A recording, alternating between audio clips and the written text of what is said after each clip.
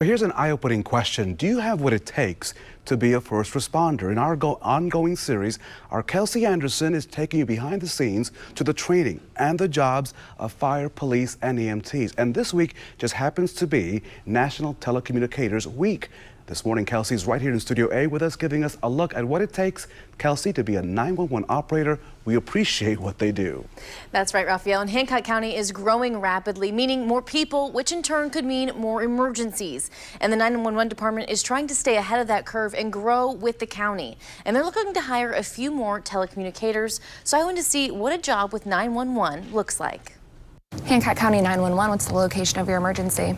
The people behind these screens on the other end of 911 are your lifeline in an emergency. Or if it's a no injuries, no priority symptoms. Alyssa Eichholz has been a telecommunicator at the Hancock County 911 department for 3 years. I didn't have any background, but the opportunity presented itself and I took it and I fell in love with it. She says even without experience, through the training provided, she felt confident from her first phone call. You're doing a job, if that makes any sense. Like you're doing what you're supposed to be doing, and that's what kind of takes the edge off. To be a 911 telecommunicator, you need a high school education and a calm and strong personality. So they put me to the test to see if I have what it takes. First, they sent me a computerized test. Now, the version I took was shortened and covered decision making, data entry, character comparison, call summarization, and position locating.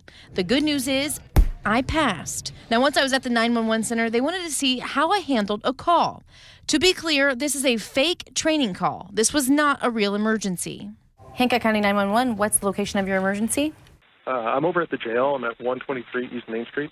Tell me exactly what happened. I was here walking outside and I saw this guy fall down the stairs outside. Now, I sound pretty confident, and that's because the computer automates questions for me to ask the caller based on what I input into the prompts. Okay, and are you with the patient now? Yes, he's right here. And how many people are hurt? It's just him. And how old do you think he is?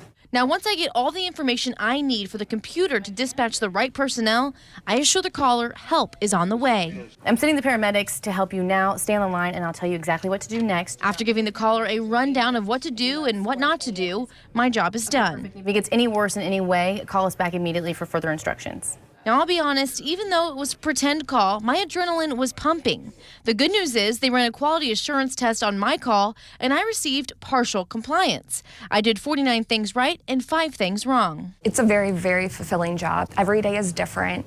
You get to be a part of your community. You really get to have a deeper understanding of public safety and public service. If you have any interest in serving your community, doing something, not for yourself alone and really just like helping other people, it's a great job to get into.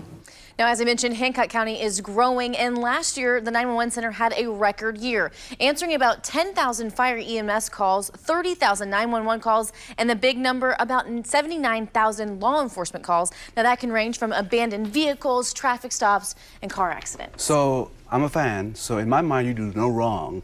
I try. I know, but in this test simulation, you did 5 wrong things. Say it ain't so, Kelsey Anderson. I did. What did you do wrong? So one of the things I did wrong was changing the script. And as you guys know, our producers know, we do that a lot. We change the scripts as we read. So I said, how old do you think he is, instead of the verbatim that the computer gave me to ask, which I don't remember exactly what it was, but I didn't do it exactly the right way. So here we do follow a script. And for example, I'm going to show you my script. In my script right now, I'm supposed to ask you, so is the verbatim important to follow? If I don't ask you the question in the box, that would throw you off. But these are real calls. You can't play around with the script. Exactly. So everyone gets the same prompt across 911 services, and that way every caller is getting the same treatment.